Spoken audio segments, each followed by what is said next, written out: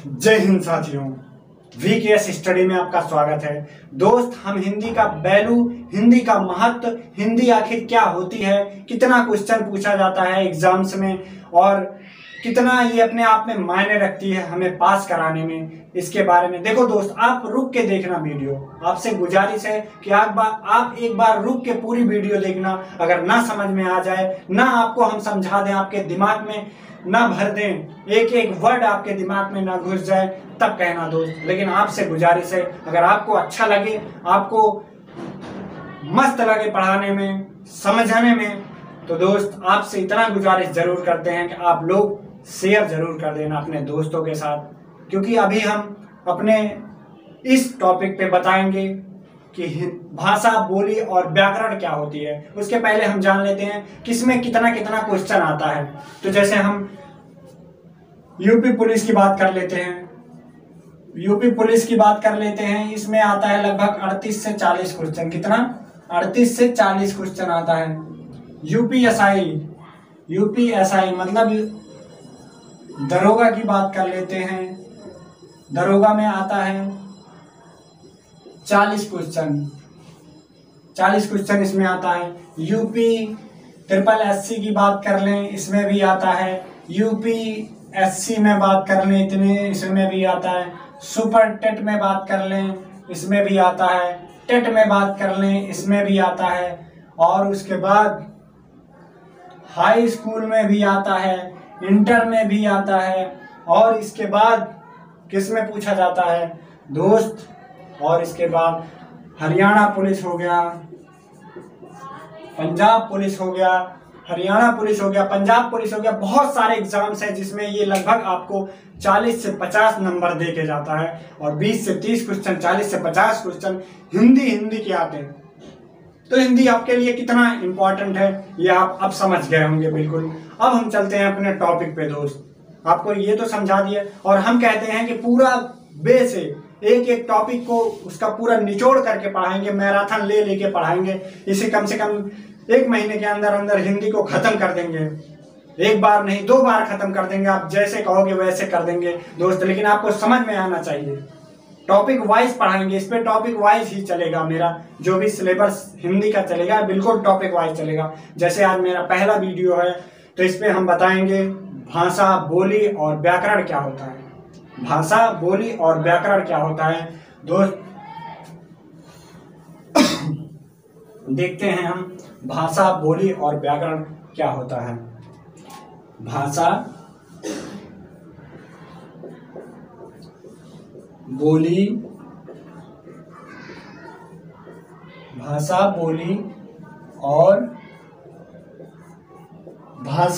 बोली, लिपि भी इसी में आती है दोस्त। क्या?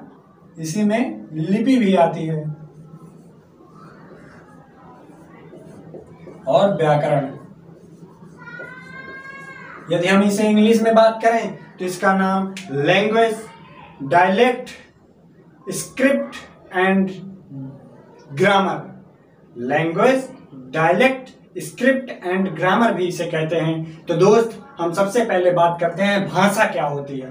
भाषा के बारे में हम लोग जानते हैं कि भाषा क्या होती है। मनुष्य एक प्रकार का जो ऐसा जीव है, मनुष्य एक प्रकार का ऐसा जीव है, ये धरती पे जितने भी जीव होते हैं आपस में किसी ना किसी तरीके से बातचीत तो करते ही हैं दोस्त। उनका अलग अलग आवाज होता है, जैसे कुत्ते का भौंकना, बिल्ली का, हिरन का। हर एक जानवर को आप देखेंगे, मनुष्य बोलता है। उसकी भाषा क्या होती है? भाषा वह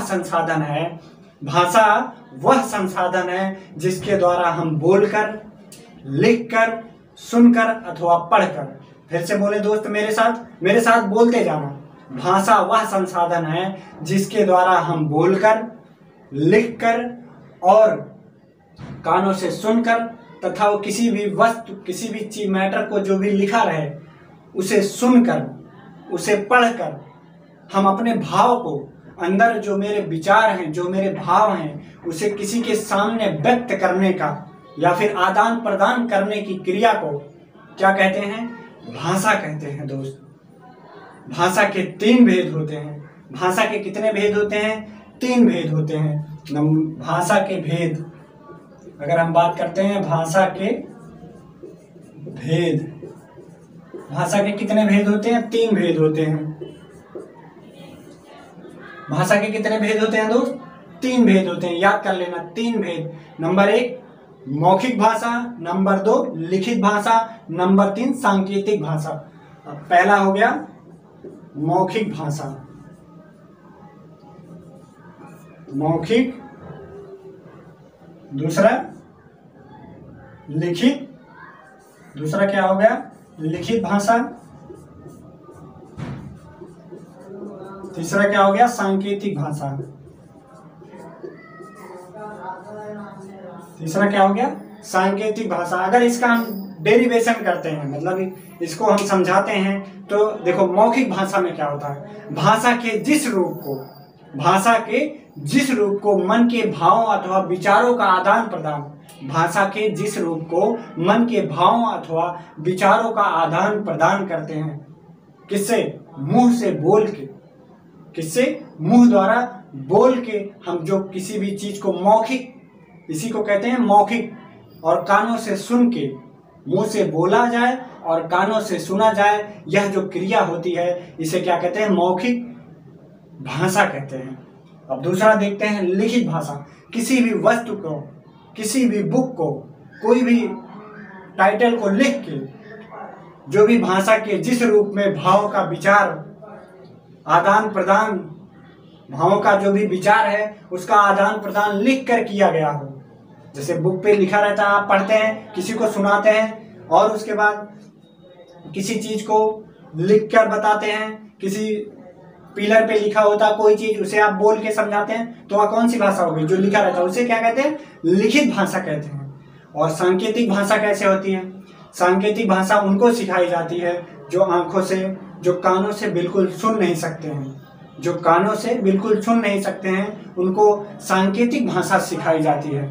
जैसे चुप रहने के लिए उन्हें ऐसे कह दो, पानी लाने के लिए पानी ला दो, खाना खाने के लिए ऐसे कर दो, कोई भी चीज हो, चलने के लिए, दौड़ने के लिए ऐसे कर दो, तो वो हर एक चीज को सांकेतिक रूप से समझते हैं। ऐसे नहीं समझते दोस्त, कैसे समझते हैं? सांकेतिक रूप से। उनके अंदर एक प्रकार का संकेत उनके जीवन में सबसे बड़ा महत्व रखता है दोस्त, संकेत उनके जीवन में सबसे बड़ा महत्व रखता है। तो दोस्त सांकेतिक समझ में आ गया।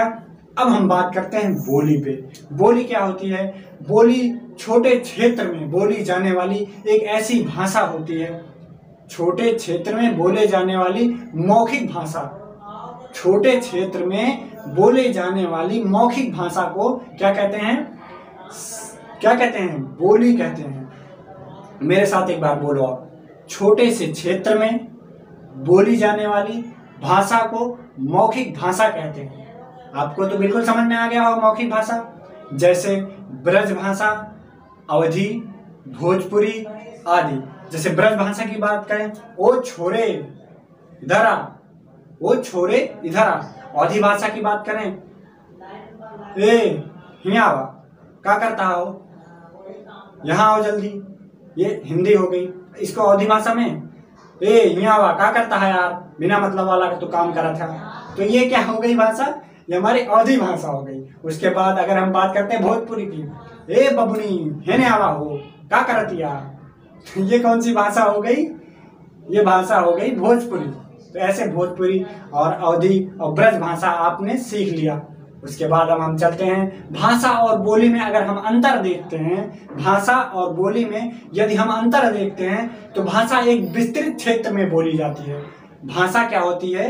एक विस्तृत क्षेत्र में बोली जाती है, जबकि बोली छोटे से क्षेत्र में बोली जाती है। जैसे उत्तर प्रदेश में बात करते हैं, उत्तर प्रदेश की, जैसे उत्तर प्रदेश की जनसंख्या बहुत बड़ी है और छोटे छोटे इलाकों में, पूरे उत्तर प्रदेश में अगर आप हिंदी बोलोगे तो आपको सब समझ लेंगे, लेकिन अगर कहीं जाके आप अवधी बोलने लगे, भोजपुरी बोलने लगे, कोई और भाषा बोलने लगे, तो वो नहीं समझ पाते हैं। लेकिन हिंदी अगर आप कहीं भी बोलते हो तो आपकी भाषा वो तुरंत समझ जाते हैं।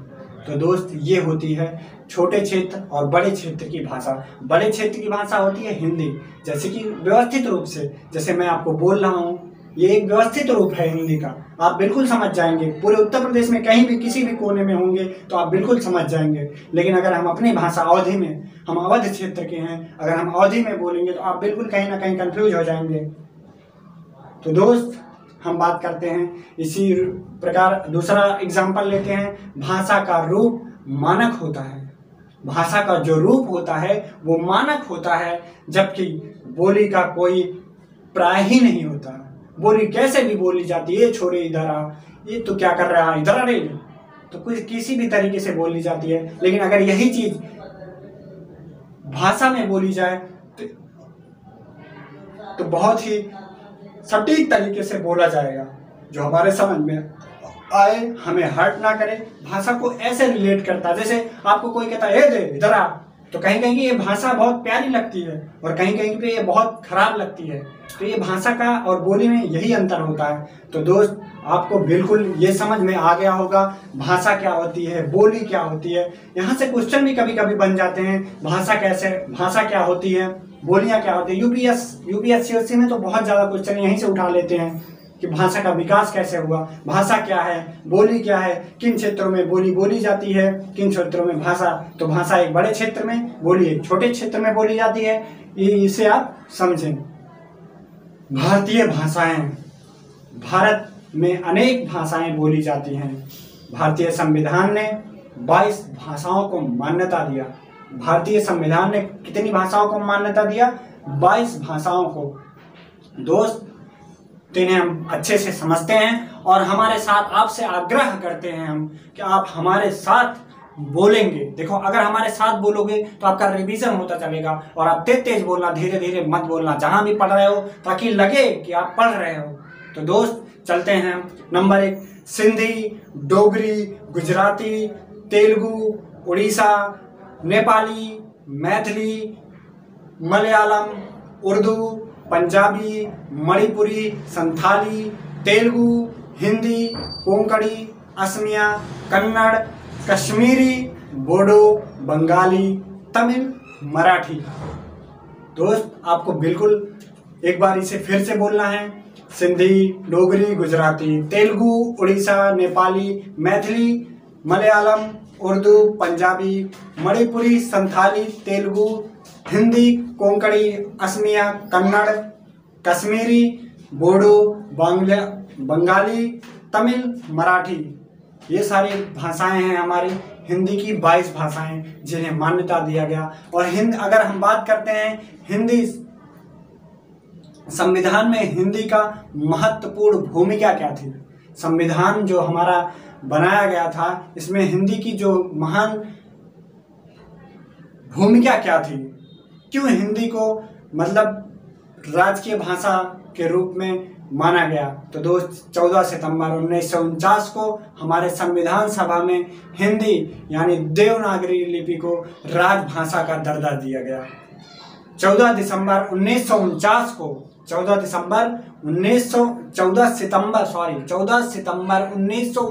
को हमारी संविधान सभा हिंदी देवनागरी यानी राजभाषा को संस्कृत निष्ठ खड़ी बोली के परिष्कृत रूप में इसे राजभाषा का दर्जा दिया गया। दोस्त, किस भाषा का दर्जा दिया गया? राजभाषा का।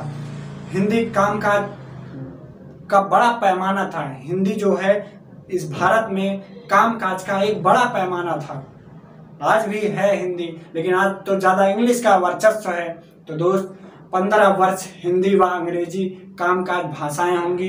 15 वर्ष से बढ़कर अनेक वर्ष का कर दिया गया। दोस्त, इसे क्या कहा गया कि 15 वर्ष तक हिंदी व अंग्रेजी कामकाज भाषाएं होंगी। हिंदी व अंग्रेजी दोनों कामकाज भाषाएं होंगी। लेकिन इस जो 15 वर्ष का समय दिया गया था, इसे बढ़ा के और टाइम तक कर दिया गया। तो दोस्त, 14 सितंबर राष्ट्रीय हिंदी दिवस इसी दिन मनाया गया। 14 सितंबर राष्ट्रीय हिंदी दिवस इसीलिए मनाया गया। प्रथम अंतर्राष्ट्रीय हिंदी सम्मेलन 10 जनवरी 1975 को हुआ था। कब दोस्त? मेरे साथ एक बार आप बोलेंगे। प्रथम अंतर्राष्ट्रीय हिंदी सम्मेलन, प्रथम अंतर्राष्ट्रीय हिंदी सम्मेलन 10 जनवरी 1975 को हुआ था। इसलिए इसे राष्ट्रीय विश्व दिवस भी कहते हैं। इसीलिए इसे राष्ट्रीय विश्व दिवस भी कहते हैं। तो दोस्त, ये दो चीज़ें आपको याद हो गई होंगी कि 14 सितंबर राष्ट्रीय हिंदी दिवस, इसे राष्ट्रीय हिंदी दिवस की अगर हम बात करते हैं तो 14 सितंबर को, और प्रथम अंतर्राष्ट्रीय हिंदी सम्मेलन कब हुआ था तो 10 जनवरी 1975 ईस्वी को। और इसी क्रम में हम बढ़ते हैं आगे और देखते हैं संविधान के भाग 17 तथा अनुच्छेद, संविधान का फिर से आप सुने, संविधान के भाग 17 तथा अनुच्छेद 400 तथा अनुच्छेद 343 से 351 तक राजभाषा का संबंध है। अनुच्छेद 343 से 351 तक राजभाषा का संबंध है तथा अनुसूचित, जब अनुसूची में जोड़ी गई तो इसके अंतर्गत 8 के द्वारा 22 भाषाओं को आधिकारिक रूप से मान्यता दी गई।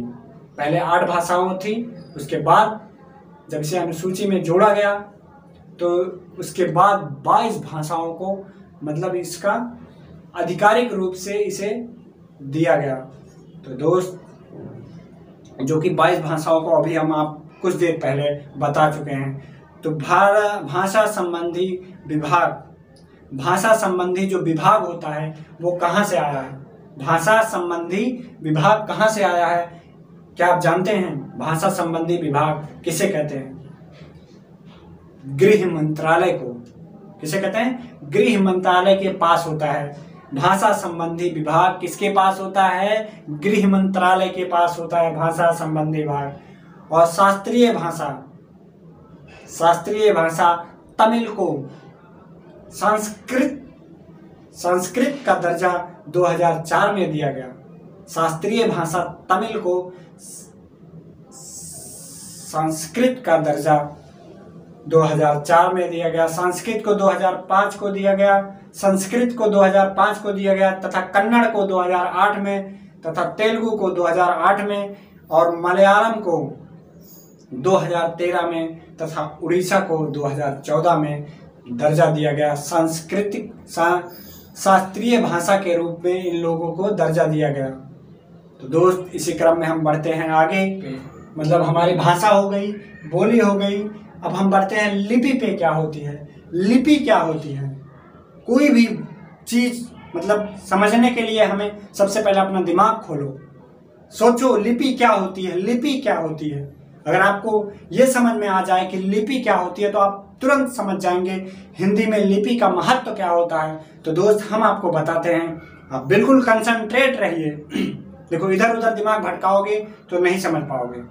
हम बताते हैं आपको लिपि क्या होती है और समझते हैं हमारे साथ। भाषा को लिखित रूप देने के लिए, भाषा को लिखित रूप देने के लिए जिन चिन्हों का प्रयोग किया गया, भाषा को लिखित रूप देने के लिए जिन चिन्हों का प्रयोग किया गया उन्हें लिपि कहते हैं। जैसे हिंदी, संस्कृत की लिपियां देवनागरी हैं। जैसे हिंदी और संस्कृत की लिपि जो है वो देवनागरी लिपि में लिखी गई है। तो दोस्त, आपको लिपि बिल्कुल समझ में आई। अब हम बात कर लेते हैं जैसे अंग्रेजी। जैसे अंग्रेजी को, अंग्रेजी हमारी कौन सी भाषा में है? रोमन में। अगर हम अंग्रेजी की बात करें तो अंग्रेजी हमारी किस भाषा में है दोस्त? रोमन में। अंग्रेजी किस भाषा में लिखी गई है? रोमन में अंग्रेजी लिखी गई है। कश्मीरी शारदा में लिखी गई है। कश्मीरी शारदा में लिखी गई है। और कश्मीरी किस में लिखी गई है? मेरे साथ बोलो, कश्मीरी शारदा में लिखी गई है। तथा मराठी और नेपाली और हिंदी और संस्कृत, ये सब देवनागरी में लिखी गई हैं। जैसे मराठी, हिंदी, संस्कृत तथा नेपाली, ये किस में लिखी गई हैं? देवनागरी लिपि में। किस में लिखी गई हैं दोस्त? देवनागरी लिपि में लिखी गई हैं भाषाएं। और अगर हम उर्दू की बात करते हैं, उर्दू किस में लिखा गया? उर्दू की लिपि क्या है? लिपि किसे कहते हैं? उर्दू की लिपि क्या है? फारसी। उर्दू की लिपि क्या है? फारसी में लिखा रहता है उर्दू। और पंजाबी गुरुमुखी में लिखा रहता है। पंजाबी किस में लिखा रहता है? गुरुमुखी में पंजाबी लिखी जाती है। तो दोस्त आपको मेरे हिसाब से बिल्कुल लिपि समझ में आ गई होगी। आओ इसका डेफिनेशन एक बार फिर सुनते हैं ध्यान से। तो दोस्त इसका डेफिनेशन है, भाषा को लिखित रूप देने के लिए, किसी भी भाषा को लिखित रूप देने के लिए जिन चिन्हों का प्रयोग किया जाता है उसे लिपि कहते हैं। तो दोस्त ये समझ में आ गया आपको। अब हम बढ़ते हैं अपने अगले टॉपिक व्याकरण पे। आखिर व्याकरण होता क्या है जो हमें परेशान करता है? बहुत ज़्यादा परेशान करने वाला क्या होता है? व्याकरण होता है। नहीं समझ में आता है, 12th के बच्चों को ले लो, 10th के बच्चों के ले लो, उसके बाद तैयारी में आ जाओ तो व्याकरण ही ज़्यादा पूछे जाते हैं। तो व्याकरण होता क्या है, आओ हम इसके बारे में चर्चा करते हैं। विशेष व्याकरण का अर्थ होता है विश्लेषण करना, किसी भी चीज का विस्तार करना, उसे तोड़ के समझाना व्याकरण कहलाता। भाषिक व्यवहार विश्लेषण के आधार पर भाषा के नियम उन्हें व्याकरण कहते हैं। जो भी भाषा का नियम होता है, जैसे किसी भी वर्ड को, किसी भी भाषा को एक क्रम वाइज बोला जाता है। जैसे मैं काम कर रहा हूँ, वह जा रहा है, वह खा रहा है। इसमें क्या हो रहा है? आपको तो ऐसे नॉर्मल समझ में आ रहा है, इसे देखो तोड़ के हम समझाएं। देखो वह जा रहा है, जैसे वह जा रहा है। अब इसमें व्याकरण लगा है, आपको नहीं समझ में आ रहा व्याकरण, आओ हम समझाते हैं। देखो अब आप सोचोगे इसमें कौन सा व्याकरण लगा है। जैसे वह लिख दिए, वह के पहले जा लिख दो, है लिख दो, फिर रहा लिख दो, कुछ भी लिख दो। जैसे जा वह है रहा, जा वह है रहा, क्या है ये? कुछ भी नहीं है, उल्टा सीधा हो गया, सब सिस्टम में गड़बड़ हो गया। तो दोस्त इसमें व्याकरण लगा होता है। तो दोस्त अगर किसी भी भाषा को व्यवस्थित ढंग से विश्लेषण जो किया जाता है उसे क्या कहते हैं? व्याकरण कहते हैं। तथा किसी भी भाषा के शुद्ध रूप का बोध कराने वाले शास्त्र को, किसी भी भाषा का शुद्ध रूप से बोध कराने वाले शास्त्र को व्याकरण कहते हैं। तो दोस्त आपको व्याकरण समझ में आ गया होगा। अब हम बात करते हैं व्याकरण किसी भी भाषा के लिए अत्यंत आवश्यक क्यों होता है। व्याकरण किसी भी भाषा के लिए अत्यंत आवश्यक क्यों होता है, इसके बारे में हम लोग समझते हैं। व्याकरण भाषा को परिमार्जित करके उसके मानक रूप प्रदान करता है, उसका मानक रूप होता है। व्याकरण जो होता है, व्याकरण भाषा को परिमार्जित करके, कोई भी जैसे भाषा अगड़म बगड़म तिगड़म जो भी बोल रहे हो उसे परिमार्जित करके उसको मानक रूप में रखने का, उसको मानक रूप देने के लिए, क्या देने के लिए दोस्त? मानक रूप देने के लिए काम में लाया जाता है व्याकरण दोस्त। और दूसरा अगर हम बात करते हैं, व्याकरण भाषा को शुद्ध रूप में बोला और लिखा जाता है। व्याकरण से भाषा को शुद्ध रूप में बोला और लिखा जाता है। इसका अगर और समझना चाहते हैं, उसके अंग प्रत्यंग का बोध करवाता है। व्याकरण क्या करवाता है? भाषा के अंग प्रत्यंग का बोध करवाता है और उसे व्यवस्थित करके नियम बनाना, उसे व्यवस्थित करके उसका नियम बनाना, हर एक भाषा को व्यवस्थित करने का और उसे नियम पूर्वक चलाने का काम करता है व्याकरण। तो दोस्त आपको व्याकरण तो बिल्कुल समझ में, दिमाग में बैठ गया होगा। अगर आप व्याकरण की परिभाषा नहीं किसी के सामने बता सकते तो समझो कुछ नहीं कर सकते। अब इतना बताने के बाद कम से कम 5 एग्जाम्पल दिया व्याकरण के, केवल एग्जाम्पल पे, मतलब व्याकरण के केवल डिफिनेशन पे इतना 5 वाक्य को हम आपके सामने रखे। दोस्त इसी प्रकार से हम बढ़ते हैं आगे। व्याकरण के कितने प्रकार होते हैं, कितने भेद होते हैं, ये भी समझ लेते हैं। व्याकरण के 3 भेद होते हैं। व्याकरण के भी 3 भेद होते हैं। नंबर 1 वर्ण विचार, शब्द विचार, वाक्य विचार। अब वर्ण विचार के बारे में बात करते हैं। कोई भी वर्ण ले लो, वर्ण का अगर विचार करते हो तो वर्ण विचार में वर्णों की बनावट, उच्चारण, लेखन आदि पर विचार किया जाता है। वर्णों के उच्चारण, बनावट एवं लेखन आदि के विचार विमर्श करके व्याकरण उसे संबोधित करके उसे एक लय में लगाता है, व्याकरण कहलाता है। व्याकरण का वर्ण विचार कहलाता है। अगर हम शब्द विचार की बात करें तो शब्द विचार में शब्दों के विभिन्न भेद, रूप, उत्पत्ति व प्रयोग आदि के विषय पर विचार किया जाता है। क्या किया जाता है दोस्त? विचार किया जाता है। अगर वाक्य विचार के बारे में बात करें, वाक्य विचार में वाक्य रचना, प्रकार, प्रयोग, विराम चिन्ह, जो भी विराम चिन्ह लगे होते हैं उसका प्रकार कैसा होना चाहिए, प्रयोग किस प्रकार से किया जाता है, ये वाक्य पर निर्भर करता है। जैसे एक वर्ण हो गया, इसे वर्ण विचार कह दिए, और दूसरे को क्या कह दिए? शब्द विचार। मतलब एक वर्ण हो गया, एक शब्द हो गया, एक वाक्य हो गया। तो दोस्त ये तीनों आपको समझ में आ गए होंगे।